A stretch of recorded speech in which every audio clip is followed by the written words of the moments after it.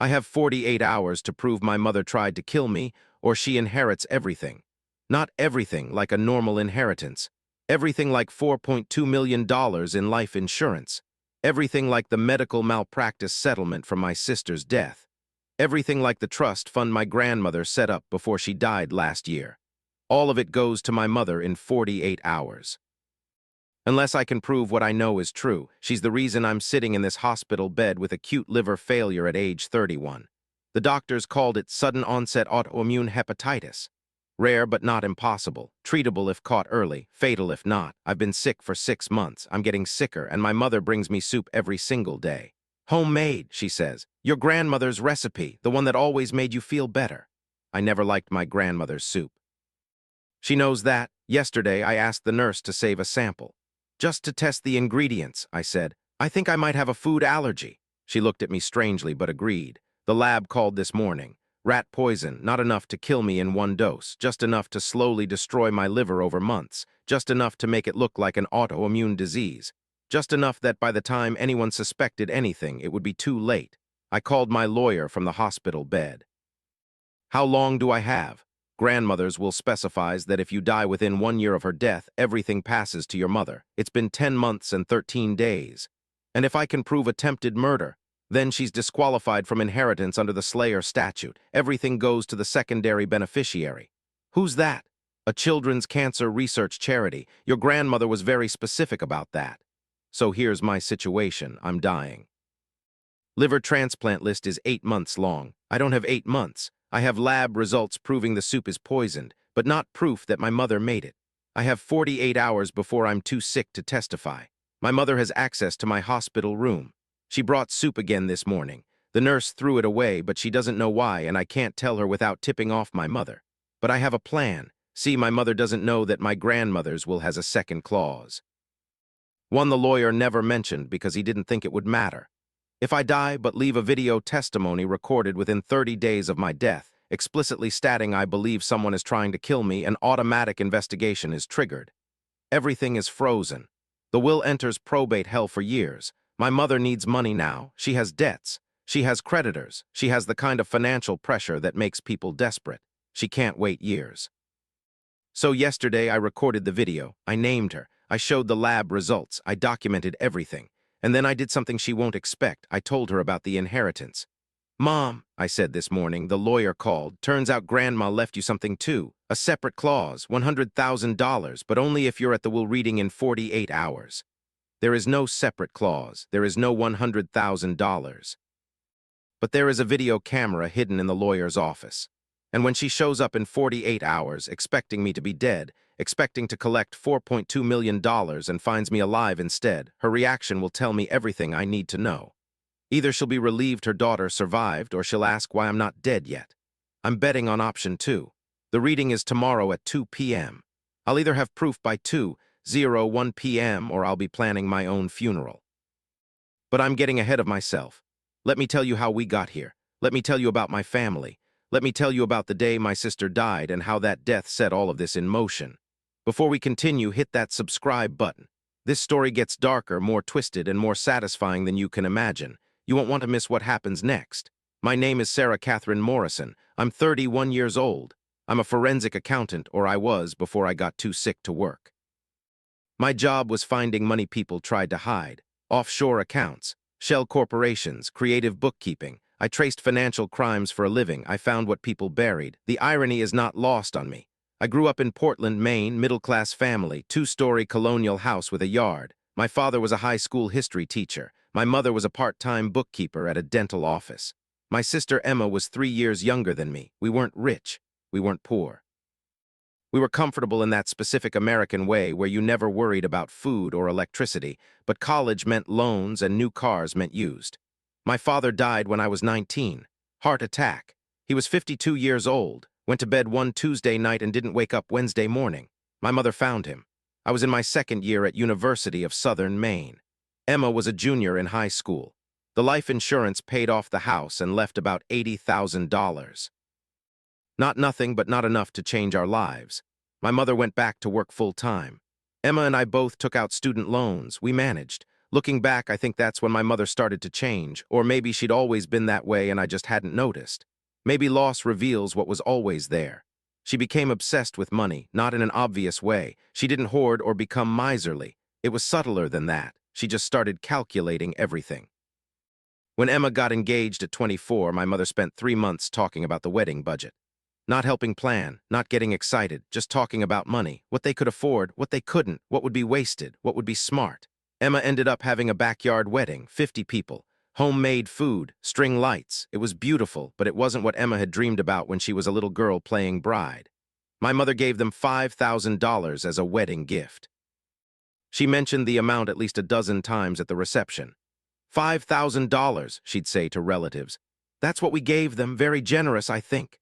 Emma's husband, Michael, was a good guy, civil engineer, made decent money. They bought a small house in South Portland, started trying for kids right away. That's when everything started to go wrong. Emma had trouble getting pregnant. A year went by. Then, too, they saw specialists, ran tests. The diagnosis was unexplained infertility, which is doctor speak for we have no idea why this isn't working. They tried IVF, 3 rounds, $45,000. My mother had opinions about that, too. $45,000, she said to me over coffee one Saturday. For something that might not even work, they could have put that toward retirement, toward the house, toward something guaranteed. They want a baby, Mom, I said. Wanting something doesn't make it financially wise. The 3rd round of IVF worked. Emma got pregnant. We were all thrilled. She was 6 months along when she started having headaches. Bad ones, the kind where light hurt, where noise was unbearable. Her doctor said it was probably pregnancy-related. Hormones, blood pressure, nothing to worry about unless they got worse. They got worse. Emma went to the ER on a Thursday night. Michael called me from the hospital at 11 p.m. They're doing a CT scan, he said. His voice was shaking. They think it might be something serious. Brain tumor, stage 4 glioblastoma. Inoperable. Emma was 27 years old, 6 months pregnant with her first child.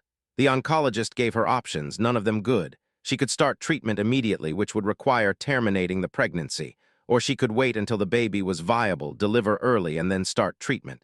Emma chose to wait. I didn't go through 3 rounds of IVF to give up now, she said. She made it to 32 weeks. They delivered the baby by emergency C-section. A girl, 7 pounds, 2 ounces, perfectly healthy. Emma never got to hold her. She was unconscious by the time they brought the baby out. The tumor had progressed faster than anyone expected. She died 4 days later without waking up. My mother was there when it happened. So was I, so was Michael. The doctor came in at 6:47 a.m. and told us Emma was gone. Michael broke down. I held him while he sobbed. My mother stood at the window with her back to us. She didn't cry. She didn't speak. She just stood there looking out at the parking lot. Later, I found out why, but I didn't know then. I thought she was in shock. I thought grief looked different for everyone. I was wrong. Emma's funeral was on a Saturday. 200 people came. The church was full. My mother sat in the front row and didn't shed a single tear. Afterward, people kept coming up to her offering condolences, and she'd nod politely and say, "Thank you for coming."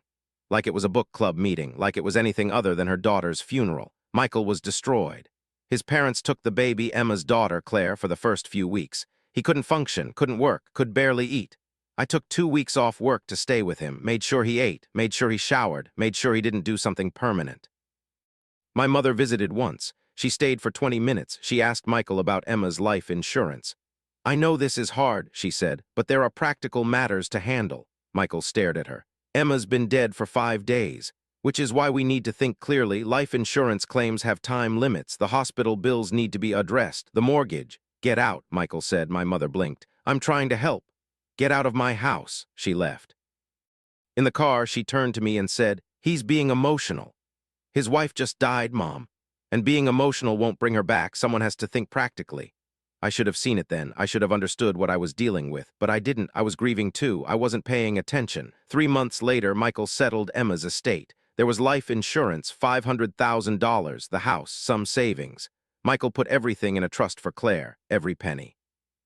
He said Emma would have wanted that. My mother asked him if he'd considered splitting the life insurance.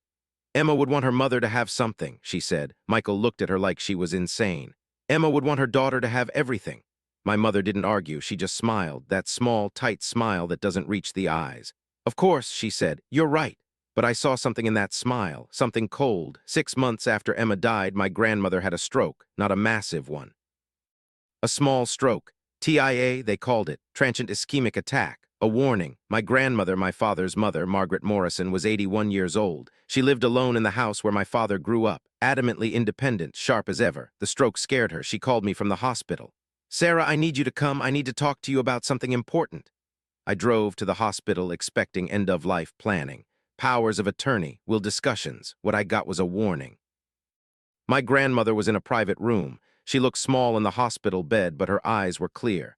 Close the door, she said. I did. I need to tell you something about your mother. I sat down. What about her? She's been asking me about my will. I frowned. What do you mean asking? Specific questions. What I'm leaving, who gets what, whether I've updated anything since your father died. Maybe she's just concerned. She asked me 3 times if I was leaving you and Emma equal shares. I went very still. And when I said I was leaving everything to you girls, she asked what would happen to Emma's share now that she's gone. My stomach dropped. What did you tell her? The truth, that Emma's share would go to Claire, to my great-granddaughter. My grandmother reached for my hand. Her grip was surprisingly strong. Sarah, your mother asked me if I'd considered changing that. She said it wasn't fair that Michael would control Claire's inheritance. She said I should leave Emma's share to her instead. Your mother? What? She said she could hold it in trust, make sure it was used properly. She was very persuasive. What did you say? I said no. I said Emma's daughter gets Emma's share. That's final. My grandmother's eyes filled with tears.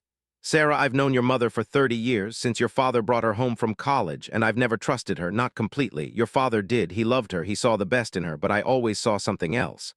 What? She keeps score. Everything is transactional. Every kindness is tallied. Every dollar is tracked, and she always makes sure she comes out ahead.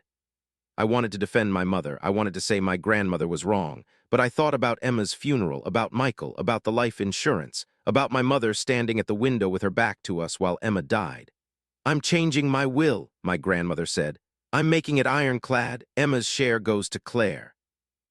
Your share comes to you directly, but only after I'm gone, and I'm nomming you as executor, not your mother. Does Mom know?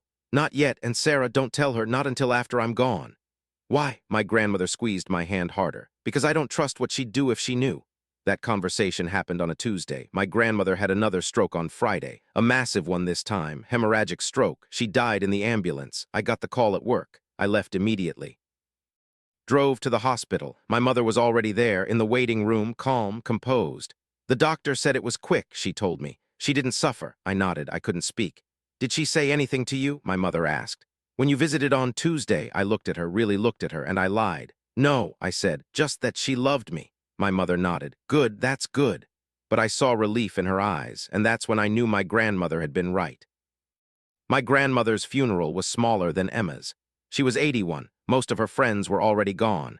The will reading was scheduled for 2 weeks later. I was the executor, just like my grandmother had promised.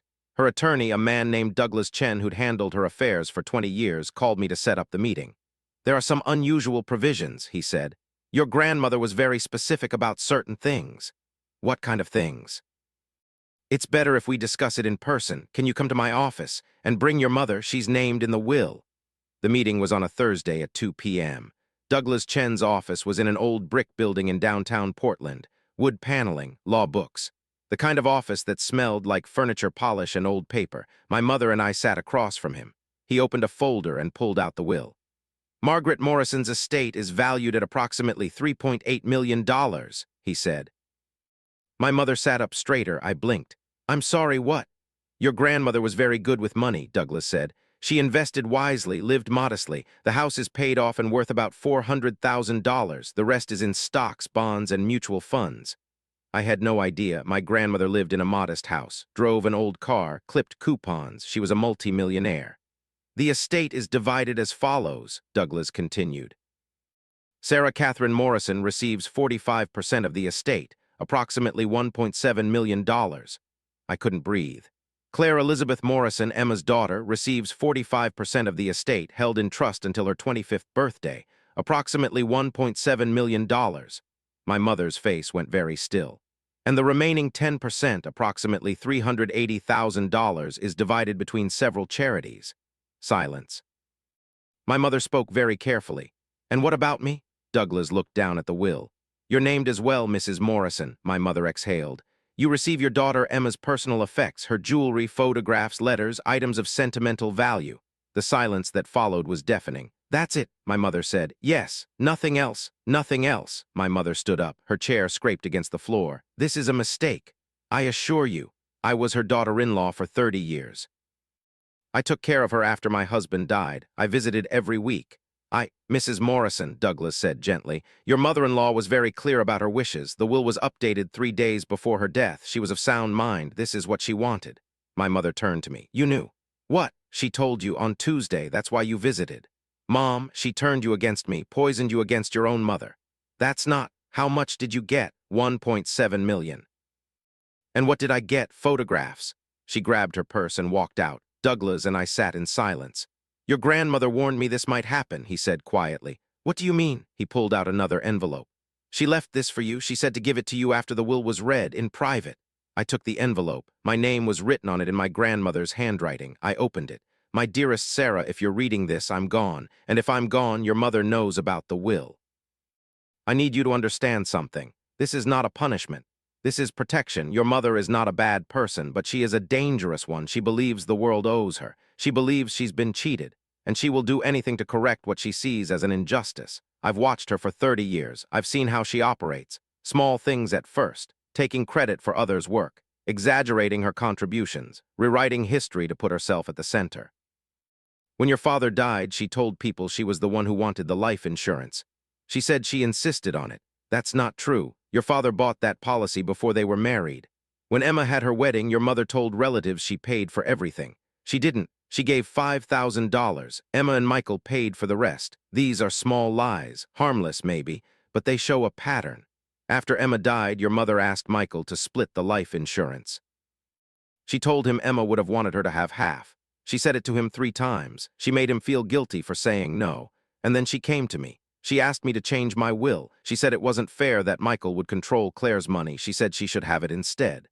Sarah, your mother looked me in the eye and told me she deserved Emma's inheritance because she was Emma's mother. She said it was only right.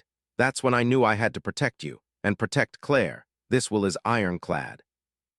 I've made sure of it. Your mother cannot contest it. She cannot change it. She cannot touch your money or Claire's, but she will try. She will tell you I was senile, that I didn't understand what I was doing, that you manipulated me. She will make you doubt yourself. She will make you feel guilty. She will cry. She will rage. She will do whatever it takes to make you believe you don't deserve what I left you. Don't listen to her. You deserve every penny. You earned it by being kind, by being honest, by being the granddaughter who visited because you wanted to, not because you wanted something. Your mother visited because she was keeping score. There's one more thing you need to know. I've set up a second provision in my will. If you die within 1 year of my death, your inheritance passes to Claire, not to your mother. The money stays with my blood. I'm telling you this because I want you to be careful. I don't think your mother would ever hurt you. But I didn't think she'd ask me to disinherit my great-granddaughter either. Watch yourself, trust your instincts, and if anything ever feels wrong, if you ever feel unsafe, remember this letter. I love you, sweet girl, I always will. Grandma, I read the letter 3 times. Then I folded it carefully and put it back in the envelope. Douglas was watching me. Did she tell you what was in this? I asked. No, but she told me to make sure you got it. She was very insistent. I nodded. Thank you. I went home. I didn't call my mother. I didn't text her. I just sat in my apartment and thought about everything my grandmother had said, about the lies, the scorekeeping, the way my mother had asked Michael to split Emma's life insurance, about the way she'd stood at the window while Emma died, about the way she'd asked what was in the will before asking how I was doing. I thought about all of it, and I decided my grandmother was being paranoid. My mother was difficult. She was calculating. She kept score, but she wouldn't hurt me. She was my mother. I was wrong. 3 weeks after my grandmother's funeral, I started feeling tired. Not normal tired. Not stayed up too late tired. Deep, bone-crushing exhaustion that made it hard to get out of bed. I thought it was grief. I'd lost my sister and my grandmother within a year. Grief makes you tired. Everyone knows that. I went to work. I did my job. I came home and collapsed. My mother started calling more often. How are you feeling? She'd ask. Tired. You should come over for dinner. You're probably not eating right. I'd been living alone for 8 years. I ate fine, but my mother was persistent. Come on Sunday, she said. I'll make your favorite, pot roast. I went. The dinner was normal. My mother made pot roast, mashed potatoes, green beans. We ate. We talked about nothing important. The weather, her book club, my job. She didn't mention the will. That should have been my first warning. My mother always mentioned things that bothered her. Always. She'd bring them up casually sideways until you were talking about the thing she wanted to talk about without realizing how you got there. But she didn't mention the will at all. Instead, she was cheerful, almost light. "I've been thinking," she said over dessert. "You should come to Sunday dinners regularly, once a week. It would be good for both of us." "Mom, I don't know if I can commit to." "Please." She reached across the table and squeezed my hand. "You're all I have left now?" Guilt, classic tool, it worked. "Okay," I said. "Sundays," she smiled. "Good, I'll make your grandmother's soup next week. You always loved that." I didn't love it, I never had, but I didn't correct her. The Sunday dinners became a routine. Every week I'd drive to my mother's house. We'd eat, we'd talk, I'd drive home. And every week I felt worse. The exhaustion got heavier. I started having trouble concentrating at work. My boss noticed. "Sarah, are you okay?" she asked. "You seem off." "I'm fine, just tired." "Maybe you should see a doctor." I did. The doctor ran blood tests. Everything came back normal. "Probably stress," he said. "Grief can do strange things to the body. Are you sleeping enough?" "I'm sleeping 10 hours a night and still exhausted." "Depression can present as fatigue. Have you considered therapy?" I hadn't, but I made an appointment. The therapist asked about my family. I told her about Emma, about my grandmother, about my mother. "How's your relationship with your mother?" she asked. "Complicated."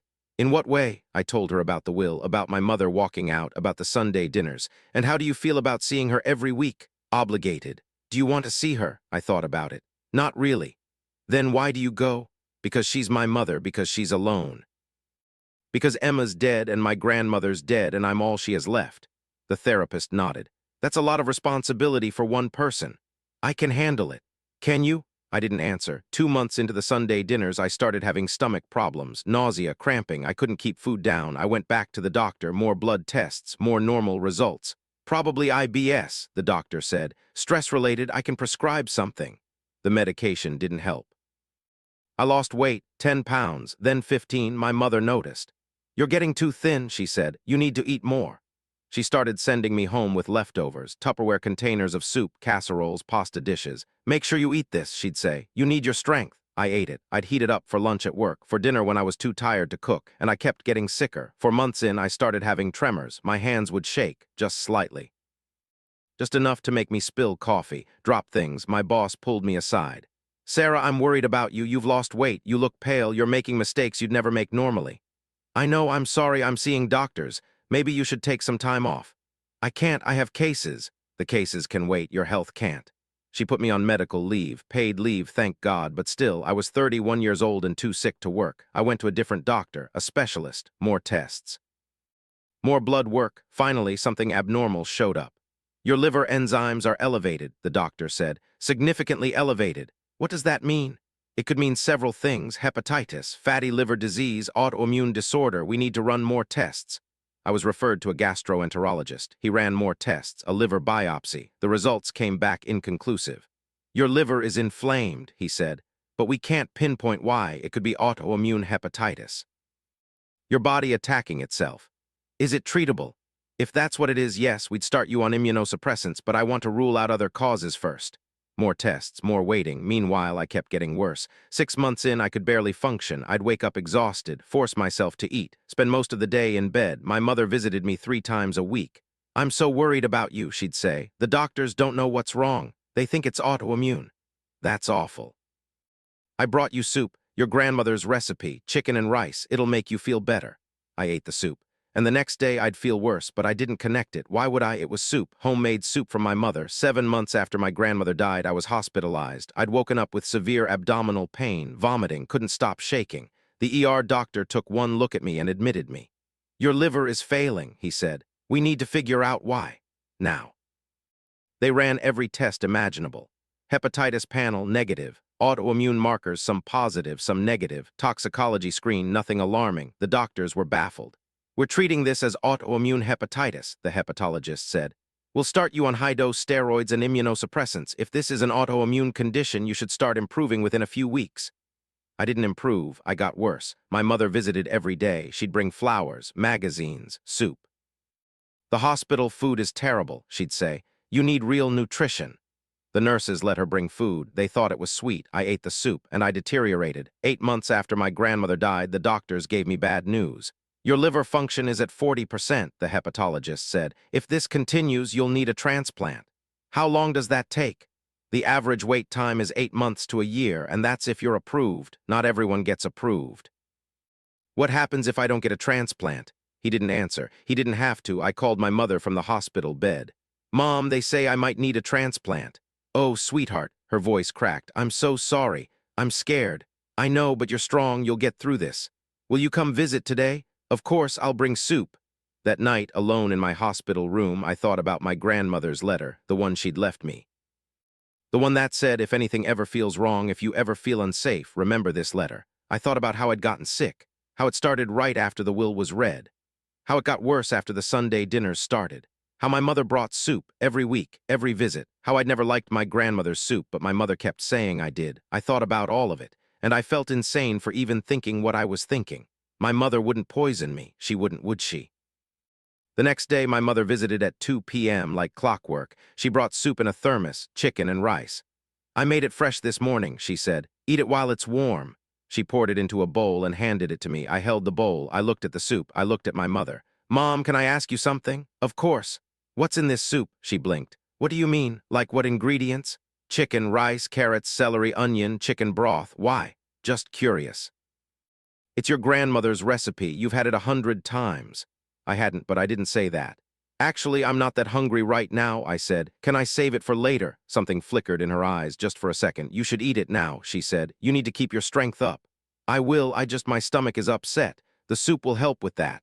I'll eat it later, I promise. Another flicker, longer this time. Okay, she said, but make sure you do. He stayed for another hour, kept glancing at the bowl of soup. When she left, I called the nurse.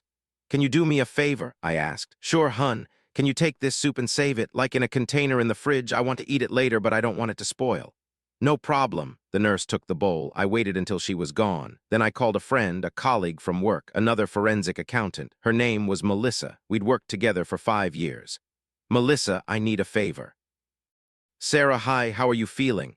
Not great. Listen, I need you to help me with something strange. Okay. Can you get a food sample tested like at a lab? What kind of food? Soup. Why? I took a breath. I think someone might be poisoning me. Silence. Sarah, I know how it sounds, but I need to know, can you help me? Who would poison you? I don't want to say until I know for sure. Can you do it? Another pause. Yeah, I know a guy who runs a private lab.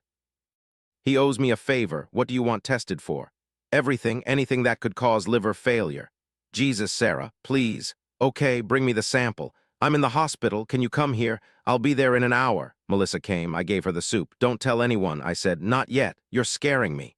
I'm scared too. She left with the soup. I waited. 2 days later, she called. Sarah, you need to sit down.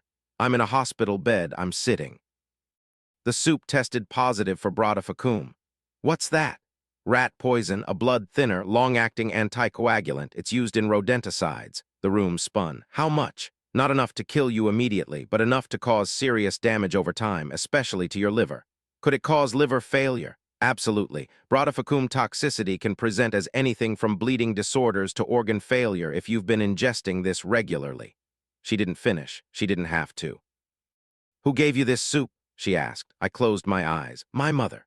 If you're not subscribed yet, now's the time. What happens next will shock you, and trust me, you don't want to miss a single detail. I didn't sleep that night. I lay in my hospital bed, staring at the ceiling, thinking about everything. Every Sunday dinner, every thermos of soup, every "are you eating enough?" phone call. My mother had been poisoning me for 8 months. 8 months. She'd watched me get sicker, watched me lose weight, watched me lose my job. She'd visited me in the hospital and brought more poison. And she'd done it all with a smile. I thought about my grandmother's letter. I don't think your mother would ever hurt you, but I didn't think she'd ask me to disinherit my great-granddaughter either. My grandmother had been wrong. My mother would hurt me. She was hurting me. She was trying to kill me. The next morning, I called Douglas Chen, my grandmother's attorney. Douglas, I need to ask you something about the will. Of course. If I die within a year of my grandmother's death, what happens to my inheritance? It passes to Claire, your niece. Why? And my mother gets nothing. Correct, your grandmother was very specific about that. What if I die from unnatural causes? Silence. Sarah, is everything all right? Just answer the question. If you die from unnatural causes and there's evidence of foul play, the same rules apply. Your mother is explicitly excluded from inheriting. The Slayer statute would apply even if she weren't criminally convicted, as long as there's probable cause. So even if she killed me, she wouldn't get the money? No, she wouldn't. Sarah, what's going on? I told him all of it, the soup, the poison, the timeline. He was silent for a long time. Have you gone to the police? He asked. Not yet. Why not? Because I have a thermos of poisoned soup, that's it. I don't have proof she made it. I don't have proof she gave it to me with intent to harm. A good defense attorney would tear that apart. What do you have? Circumstantial evidence, a timeline, a motive. That might be enough. It might not be, and if it's not, she'll know I'm on to her, she'll stop, and I'll never be able to prove it. So what are you going to do? I'm going to get proof, I called Melissa back. I need your help again. Sarah, you need to go to the police. I will, but first I need you to help me document everything. Document what? I need a timeline. Every Sunday dinner, every visit, every time she brought food, I need to cross-reference it with my medical records, show the progression. Why? Because a single sample of poisoned soup isn't enough. I need to show a pattern. Melissa was quiet. Then you're building a case. I'm building a murder case against my own mother. Jesus Christ, Sarah. Will you help me? Yes, what do you need? We spent 3 days building the timeline. Melissa brought her laptop to the hospital. We worked through my medical records, my calendar, my text messages with my mother. The pattern was undeniable. Week 1, after reading, first Sunday dinner. No symptoms yet. Week 2, slight fatigue, nothing alarming. Week 4, moderate fatigue, difficulty concentrating. Week 6, fatigue worsening, first doctor visit. Week 8, stomach problems begin. Week 10, weight loss noticeable. Week 12, tremors start.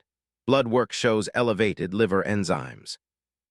Week 16, medical leave from work. Week 20, hospitalization. Week 28, liver function at 40%. And in every single week without fail, Sunday dinner with my mother. Soup brought to my apartment. Soup brought to the hospital. This is textbook slow poisoning, Melissa said. Deliberate, methodical. Can you prove it?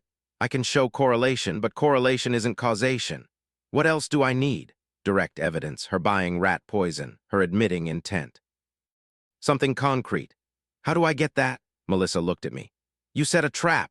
The trap required planning. First, I needed my mother to think everything was normal. I texted her, feeling a little better today. Thanks for all the soup. It really does help. She responded immediately, so glad to hear it, sweetie. I'll bring more tomorrow. Can't wait. I felt sick typing it. The next day, my mother arrived at 2 p.m. with a thermos. Fresh soup, she said. Eat it while it's warm. Thanks, Mom. She poured it for me, handed me the bowl. I took it. I lifted the spoon, and then I accidentally knocked the bowl off the table. It shattered, soup everywhere. Oh no, I said, I'm so sorry, I'm so clumsy. It's okay, it's okay. My mother was already mopping it up with napkins. I feel terrible, you made that fresh. I'll make more, don't worry about it. No, don't make more, you've done so much already. It's no trouble. Mom, really, I'll be fine. The hospital food isn't that bad. She looked at me, something calculating in her eyes. Are you sure you need to keep your strength up? I'm sure, you've been so good to me, I don't want you going to extra trouble. It's not trouble, you're my daughter. She stayed for another hour, kept offering to make more soup. I kept declining. Finally, she left. As soon as she was gone, I called Melissa. She's persistent, I said. That's because she's trying to kill you. I need her to bring more soup. But I need to control when and where. How? I'm going to tell her I'm being discharged, that I'm going home. Are you actually being discharged? No, but she doesn't know that.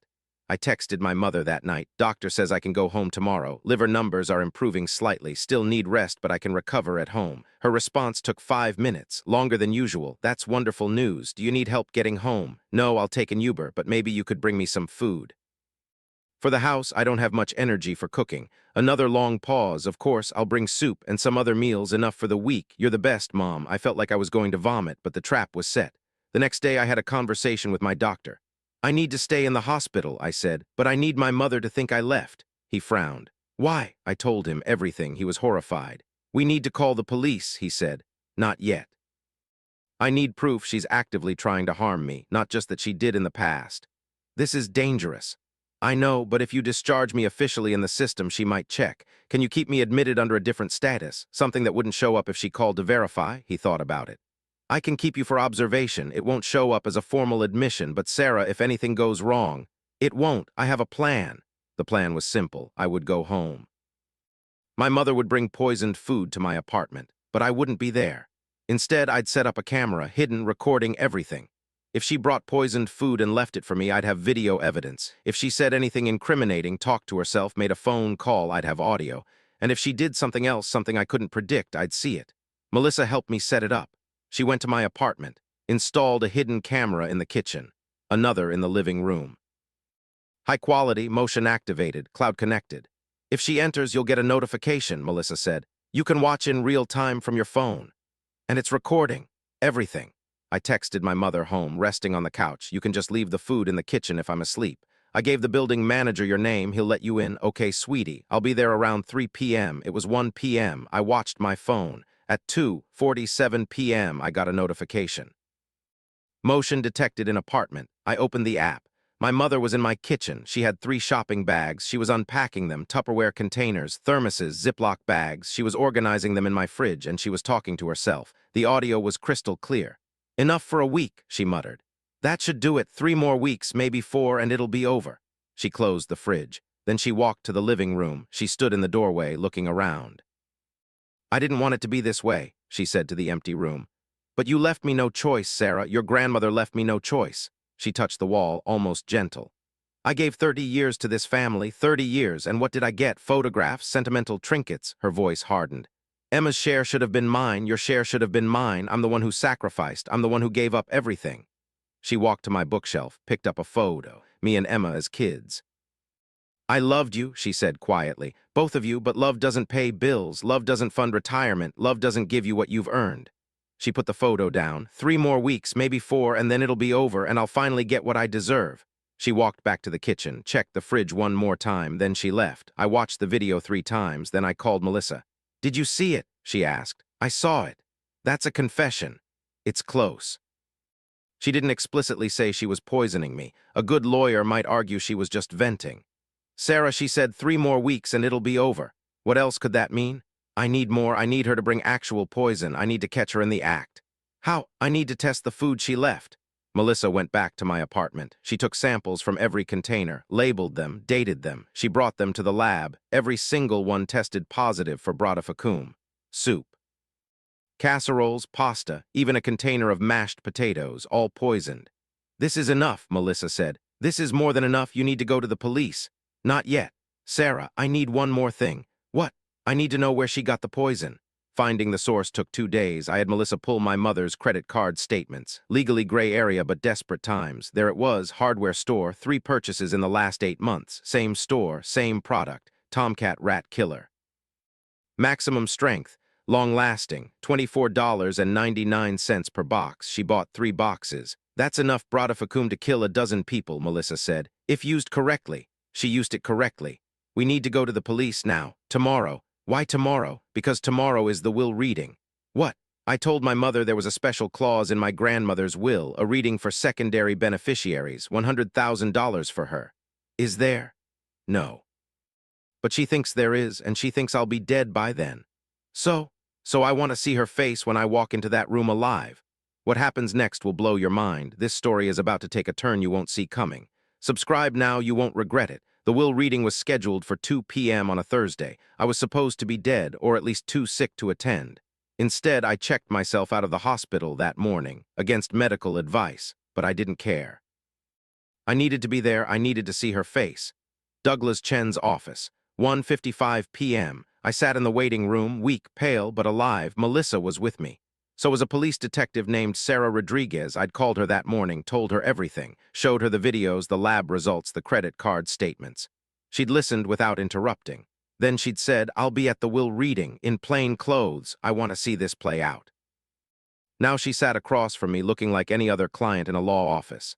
At 2:00 p.m. exactly, my mother walked in. She saw me. She stopped. Every drop of color drained from her face. "Sarah," she said, "what are you doing here?" "It's a will reading, Mom. Why wouldn't I be here?" "But you were so sick. You should be in the hospital." "I'm feeling better, actually. Isn't that great?" She stared at me. I could see her mind working, calculating. That's wonderful," she said. "I'm so relieved." She sat down, 3 chairs away. She wouldn't look at me. At 2:05, Douglas Chen came out. "We're ready," he said. We followed him into the conference room. It was just the 4 of us. Me, my mother, Douglas, and Detective Rodriguez, who my mother thought was another attorney. Douglas opened the file. "Thank you for coming," he said. "Mrs. Morrison, I asked you here because there's been a development regarding the estate." My mother leaned forward. "A development?" "Yes. I need to ask you some questions about your interactions with your daughter over the past 8 months. She blinked. "My interactions? Specifically about the meals you've provided to Sarah." The color that had returned to her face drained away again. I don't understand. How often did you bring food to Sarah?" "I don't. Why does that matter?" "Please answer the question." "Once a week, I suppose, maybe more when she was in the hospital." "And what kind of food did you bring?" Soup, mostly. Casseroles, home-cooked meals. Douglas pulled out a folder. Do you recognize these receipts? He slid them across the table. Hardware store receipts, 3 of them. My mother looked at them. Her hands started shaking. I don't. These could be anyone's. They're yours, Mrs. Morrison. They're from your credit card. 3 purchases of Tomcat rat killer over the past 8 months. Silence. Why did you purchase rat poison, Mrs. Morrison? I have mice in my house. This is ridiculous. Do you have mice in your house? Yes. Then you won't mind if we send an exterminator to verify that? Her mouth opened, closed. Detective Rodriguez stood up. Mrs. Morrison, I'm Detective Sarah Rodriguez with the Portland Police Department. I need you to come with me to answer some questions. My mother's eyes went wide. What? Why? You're being detained for questioning regarding the attempted murder of your daughter. That's insane. I would never. We have video evidence of you bringing poisoned food to Sarah's apartment. We have lab results showing Brodifacoum in every meal you provided. We have your credit card statements showing multiple purchases of rat poison.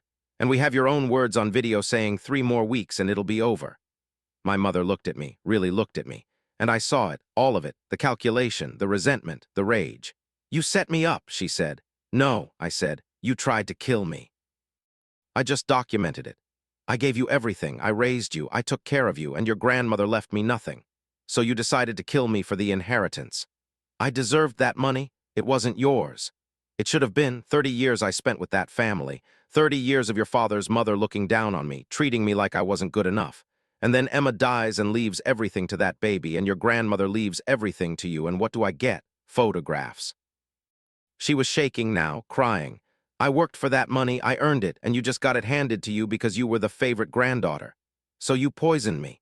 I didn't, she stopped. She realized what she'd almost said. Detective Rodriguez pulled out handcuffs. Martha Morrison, you're under arrest for attempted murder. You have the right to remain silent. My mother didn't resist. She just looked at me with pure hatred. I should have used more, she said.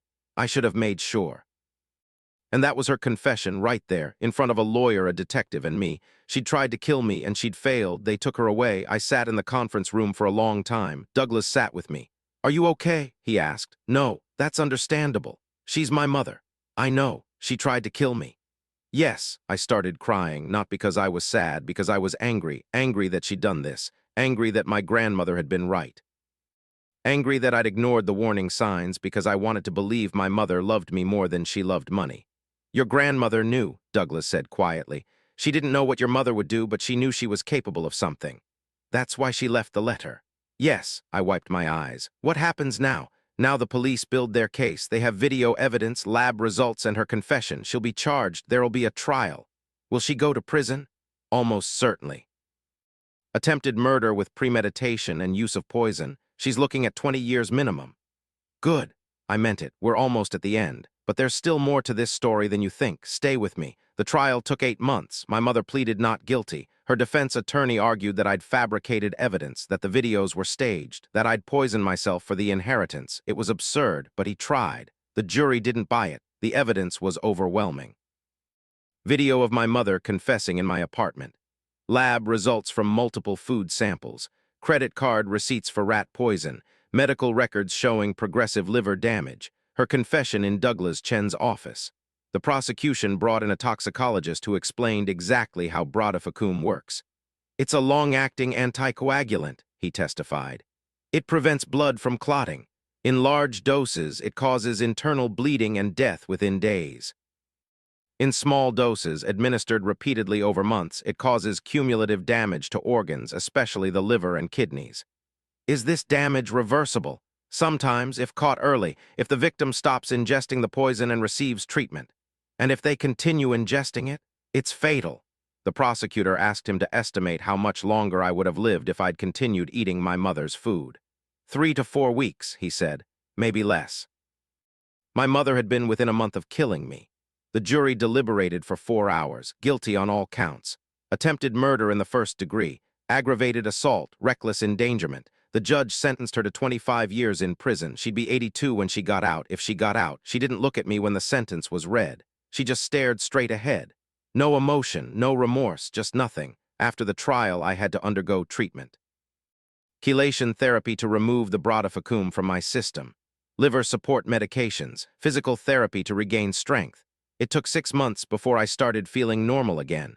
My liver function improved, slowly, but it improved. The doctors said I'd likely make a full recovery. I was lucky.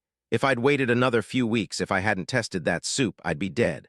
I went back to work a year after my mother was arrested. My boss welcomed me back with a hug. "We've missed you," she said. "I've missed this. How are you doing, really?" "Better, not great, but better. Take your time, no rush." I appreciated that. I also started therapy, real therapy, with a trauma specialist. "It's normal to have complicated feelings," she told me. "Your mother tried to kill you, but she's still your mother. I don't feel sad that she's in prison. You don't have to. Sometimes I feel guilty about that." "Why? Because I should feel sad, shouldn't I? She's my mother. I should miss her." "Do you miss her?" I thought about it. "No. Then you don't have to feel guilty about that."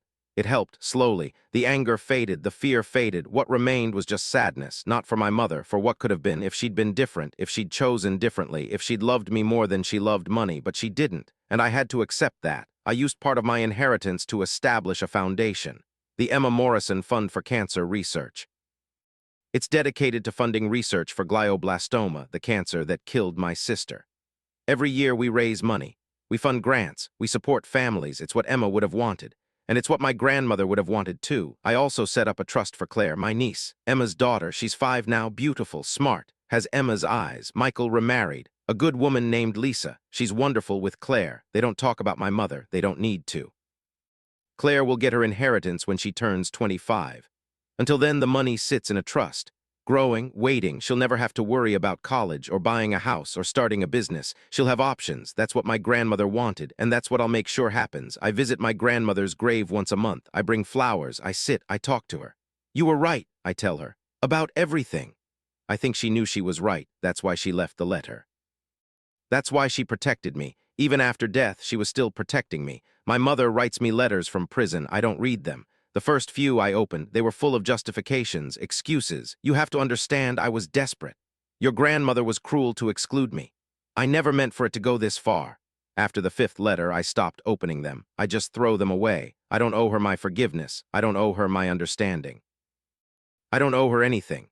Sometimes people ask me if I ever saw signs, if I knew what she was capable of. And the truth is, I did. I saw how she talked about money. I saw how she kept score. I saw how she stood at the window while Emma died. I saw all of it, but I didn't want to believe it because she was my mother. And you want to believe your mother loves you. You want to believe that blood means something. But sometimes it doesn't. Sometimes people are just broken. And no amount of love or loyalty or hope can fix them.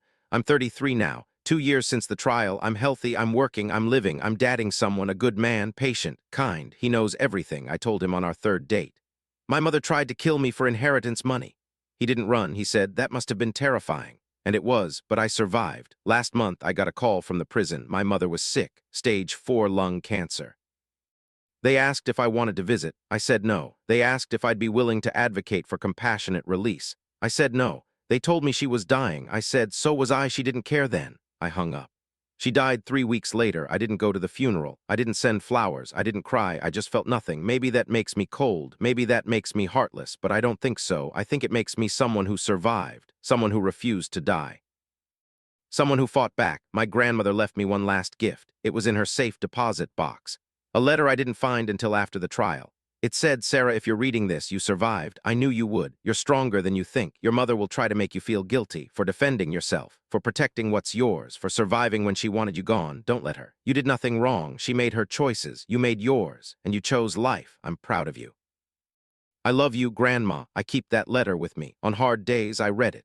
It reminds me that I did the right thing, that I'm not the villain in this story, that I'm the survivor. So here I am, 33 years old, alive, healthy, free. I have my inheritance, my career, my future, everything my mother tried to take from me. And she's dead in a prison cemetery. I don't feel triumphant about that. But I don't feel guilty either. I just feel free, free from her, free from the fear. Free from the poison, free to live the life my grandmother wanted me to have. Thank you for staying with me through this entire story. It was dark, it was painful, but it was real. If you learned anything from this, it's that sometimes the people closest to you are the most dangerous. Sometimes family is the thing you have to protect yourself from. And sometimes survival means cutting ties, even when it hurts. If you haven't subscribed yet, please do. I have more stories to tell, more truths to share. And if this story resonated with you, if you've ever dealt with toxic family, manipulation, or betrayal, know that you're not alone. You can survive. You can thrive. You can be free. Thank you for watching. I'll see you in the next one.